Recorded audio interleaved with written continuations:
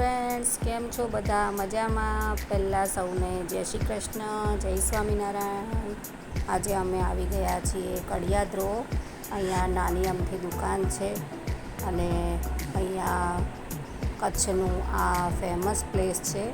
તમે જોઈ શકો છો કે આખો પથ્થરથી છવાયેલો છે કે પહેલાં અહીંયા પહાડ જેવું હશે અને ધીરે ધીરે નદીનો પ્રવાહ વહીને તૂટીને આ બધો સીધો પટ થઈ ગયો હશે એવું લાગે છે. ભુજથી અહીંયા આવવા માટે નખત્રાણા બાજુથી આવીએ તો 45 કિલોમીટર જેટલું અંતર થાય છે અને કોડકી રોડથી આવીએ તો આપણને 35 કિલોમીટર જેટલું અંતર થાય છે.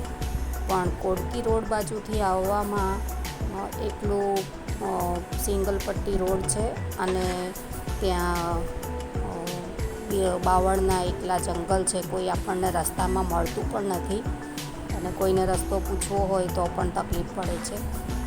જ્યારે નખત્રાણા બાજુથી આવીએ તો મેન રોડ છે ત્યાં ને ત્યાંથી આપણને ઘણા લોકો પણ મળી જાય છે અને રસ્તો પણ ત્યાંથી આરામથી આપણને મળી જાય છે.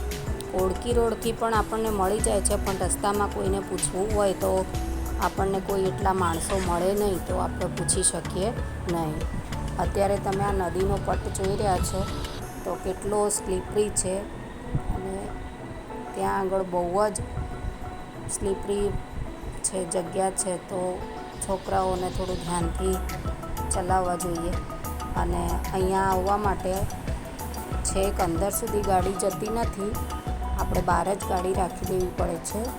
તો ત્યાંથી જ્યાં સેન્ટર છે ત્યાંથી અંદર જંગલની અંદર 5 થી 6 કિલોમીટર આપણે આવવું પડે છે.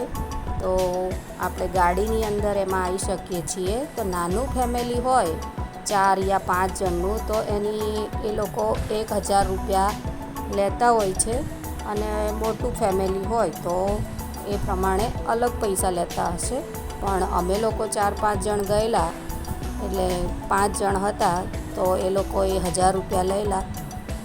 તો નાના ફેમિલીના એમને ફિક્સ જ હોય છે કે 1000 રૂપિયા લે છે એ લોકો અને ત્યાંથી ગાડીની અંદર આપણને ત્યાં લઈ જાય અને આપણે ફરીને પાછા આવીએ એટલે એ લોકો પાછા લઈ આવે છે. પણ આપણી ગાડી તો ત્યાં સુધી જશે જ નહીં કેમ કે રસ્તો બહુ જ ખરાબ છે. અંદર ક્યાંક સારો પણ છે પણ આપણી ગાડી લઈને જવું એક રિસ્કી થઈ જાય એટલે આપણે ગાડી લઈ જઈ શકીએ નહીં.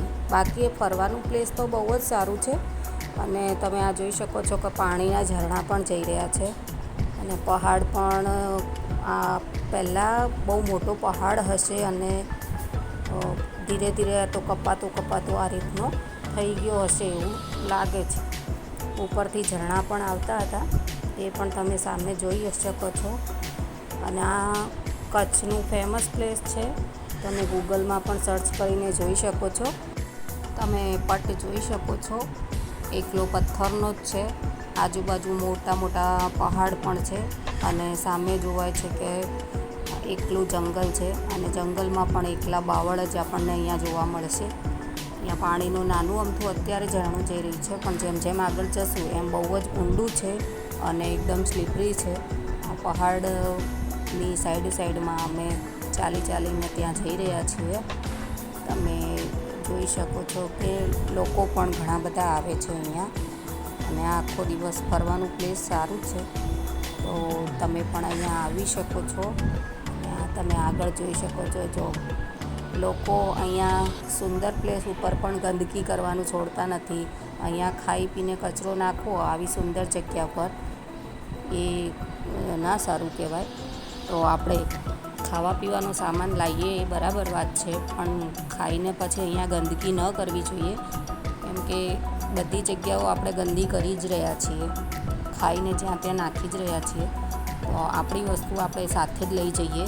અને જો તમે અહીંયા જોઈ શકો છો કે કેટલી ઊંડી કોતર છે એટલે નાના બાળકો હોય તો એમને થોડું ધ્યાનથી આપણે લઈ જઈએ અને દૂરથી જ બતાવીએ કેમ કે આ એકદમ નીચે પડી જવાય એવી જગ્યા છે. એટલે તમે જોઈ શકો છો કે કેટલી ઊંડી છે આ 15-20 ફૂટ જેટલું નીચું હશે અને ત્યાં પાણી પડે છે. એ પણ જગ્યાએ બહુ ઊંડી છે, ધરા જેવું છે ઊંડું, એટલે ત્યાં કોઈ બી માણસ હોય તો ડૂબી જ જાય. અને વરસાદ દરમિયાન તો અહીંયા આખું ફૂલ થઈ જાય છે. તો એવામાં ચોમાસાના ટાઈમે આપણે આવીએ તો થોડું વધારે ધ્યાન રાખવું પડે છે, કેમ કે બધા જ પથ્થર હોય એ બધા બહુ સ્લીપરી થઈ જાય અને આપણને ચાલવામાં પ્રોબ્લેમ થઈ જાય. જો કોઈ મોટા માણસોને લઈને આવ્યા હોય યા નાના બાળકોને લઈને આવ્યા હોય તો એમનું ખાસ ધ્યાન રાખવું જોઈએ. અને અહીંયા તમે જોઈ શકો છો કે બહુ ઊંડું છે અને પાણી પણ અત્યારે નોર્મલ ટાઈમમાં અમે ગયા છીએ તો પણ અત્યારે પાણી આટલું આવી રહ્યું છે. ચોમાસામાં તો બહુ પાણી આવે છે, એટલે ચોમાસા દરમિયાન તો એવોઈડ કરીએ એ જ વધારે સારું રહેશે. પણ જેને ફરવા આવવું હોય તો પછી આવી શકે છે. એ આપણે કોઈને રોકી તો ન શકીએ, પણ આપણે જરૂર સલાહ આપી શકીએ કે ભાઈ નોર્મલ દિવસોમાં જઈએ તો પણ આપણને પાણી તો જોવા મળે જ છે અને ફરવાનું પણ આપણને સારું મળી જાય છે. પણ હેરાન થતાં આપણે જવું એ કાંઈ સારી વાત ન કહેવાય અને બધાના જીવ જોખમમાં મૂકીએ એ પણ સારું ન કહેવાય. હમણાં થોડા ટાઈમ પહેલાં જ અહીંયા કોઈ છોકરાઓ નાહવા માટે આવેલા અને એક છોકરો અહીંયા ડૂબીને મરી ગયેલો, એટલે થોડું ધ્યાન રાખવું એ વધારે સારું છે. અને થોડું દૂરથી ડિસ્ટન્સ રાખીને આપણે જોઈ શકીએ છીએ. અમે પણ એ રીતે જ વિડીયો શૂટ કર્યો છે અને તમે જોઈ શકો છો કે કેવા પથ્થરો છે. તો આ દેખાય જ છે કાળા પથ્થરો કેવા કાળક્રમે દિવસો જેમ જેમ જાય છે એમ કેટલા વર્ષોથી આ રીતનું પથ્થરો ઘસાતા આવી બધી એની આકૃતિઓ થઈ ગઈ છે.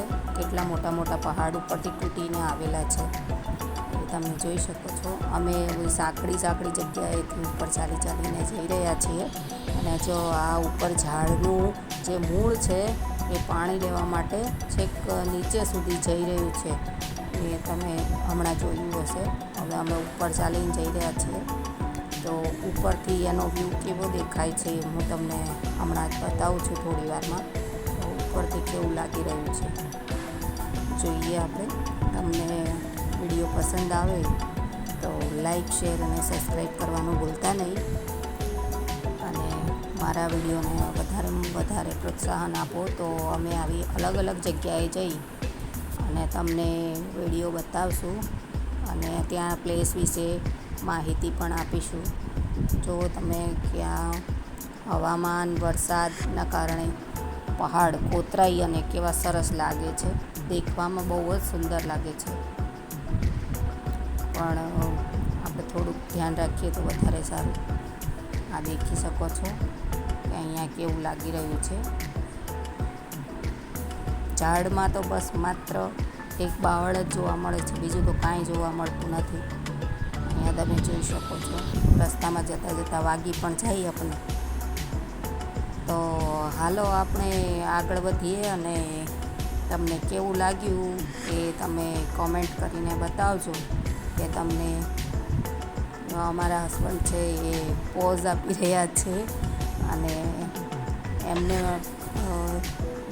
ઉપર ચડીને પોઝ આપ્યો છે.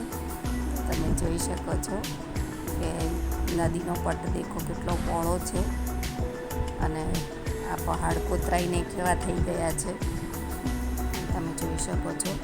તો મારી ચેનલને લાઈક, શેર, સબસ્ક્રાઈબ કરવાનું ભૂલતા નહીં અને કોમેન્ટ કરજો અને વધારેમાં વધારે પ્રોત્સાહન આપો.